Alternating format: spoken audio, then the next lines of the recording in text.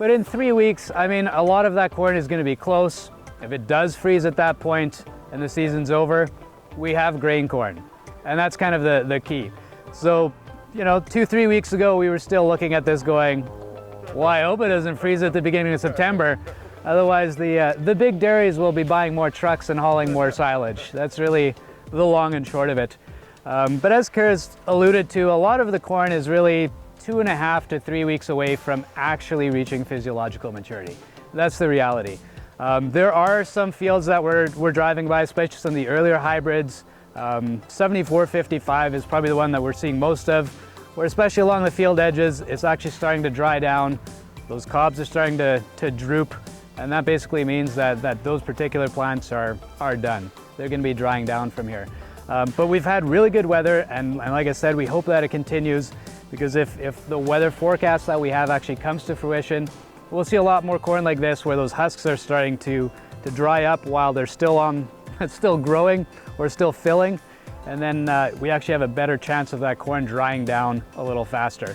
So if we get an earlier frost, those husks are usually a lot tighter, moisture tends to stay in there, and it just seems to be a little more stubborn drying down. So another 2.5-3 weeks for reaching physiological maturity, and then if we can steal another 10 days without it being too cold to help that dry down a bit, we'll actually be in pretty good shape.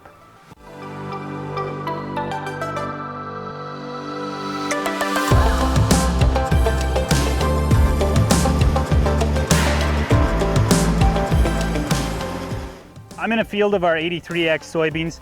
As you can see, the crop is starting to change colors and the plant is starting to fill those remaining pods and shut down to start the drying process.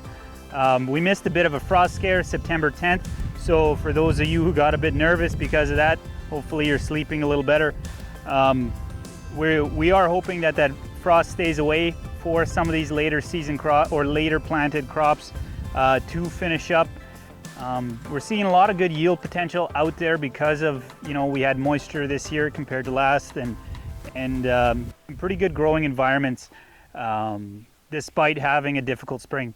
So as your season comes to an end, we're hoping that your yield is going to be high enough to reach your goals for the season, and that harvest goes extremely smooth. Thanks, and have a great weekend.